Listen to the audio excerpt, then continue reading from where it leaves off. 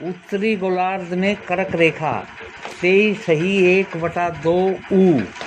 दक्षिणी गोलार्ध में मकर रेखा 23.1/2 डिग्री ध। विषुवत वृत्त के 66.1/2। उत्तर में उत्तर ध्रुव वृत्त विषुवत वृत्त के 66.1/2। दक्षिण में दक्षिणी ध्रुव वृत्त। पृथ्वी के ताप कटिबंध कैसे हैं, इसके बारे में हम विचार करेंगे।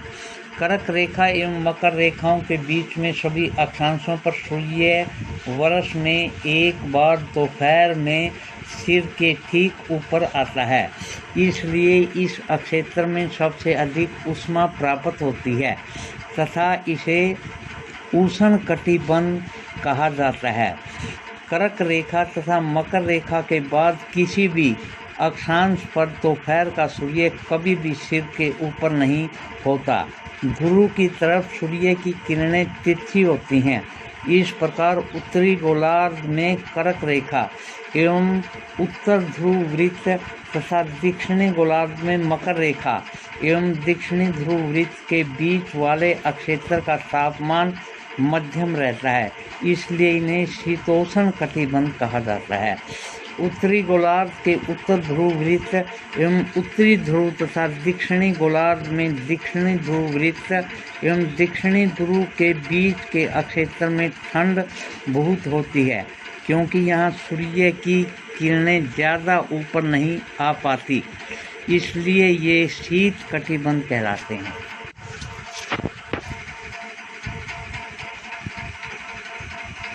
अब हम पढ़ेंगे देशांतर क्या है। किसी स्थान की स्थिति को बताने के लिए उस स्थान के अक्षांश के अतिरिक्त कुछ और जानकारियाँ जरूरी होती हैं। आप देख सकते हैं कि प्रशांत महासागर में स्थित टोंगा द्वीप एवं हिंद महासागर में स्थित मॉरिशस द्वीप एक ही अक्षांश यानी 20°00 द पर स्थित है। इनकी सही स्थिति को जानने के लिए यह पता करना होगा कि उत्तर ध्रुव को दक्षिणी ध्रुव से जोड़ने वाली संदर्भ रेखाओं से पूर्व या पश्चिम की ओर इन स्थानों की दूरी कितनी है। इस विषय में रेखाओं को देशांतरीय यमयोतर के बीच की दूरी को देशांतर के अंशों में मापा जाता है। प्रत्येक अंश को मिनट में तथा मिनट को सेकंड में विभाजित किया जाता है।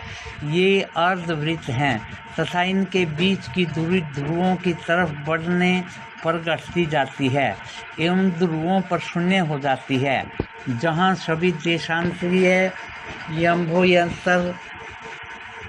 यमयोतर आपस में मिलती हैं।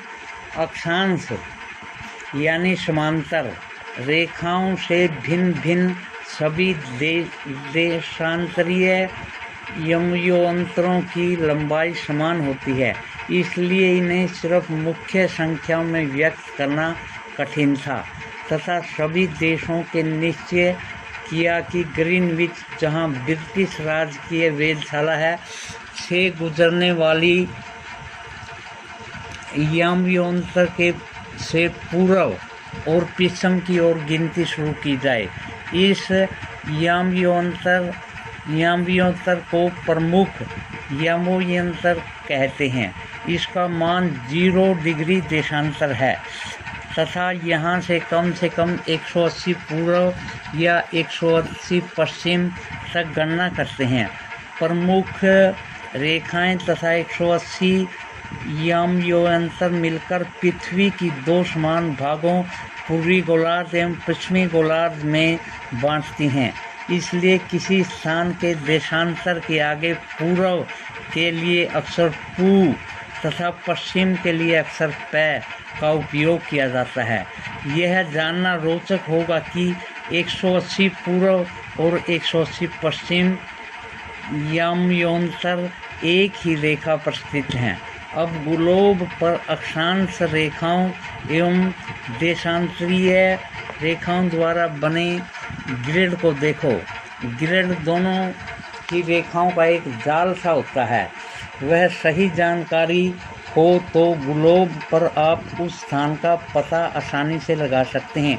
उदाहरण के लिए असम में धुबरी 26 डिग्री ऊ अक्षांश एवं 90 डिग्री पू देशांतर स्थित हैं। अब उस बिंदु को देखें जहां ये दोनों रेखाएं एक दूसरे को काटती हैं। यह बिंदु धुबरी की सही स्थिति होगा। इसको समझने के लिए कागज पर समान दूरी वाली क्षैतिज तथा ऊर्ध्वाधर रेखाएं खींचिए। ऊर्ध्वाधर रेखाओं को संख्याबद्ध किए 1, 2, 3, 4 से और क्षैतिज रेखाओं को क, ख, ग, घ, अड़ इन अक्षरों से व्यक्त करो।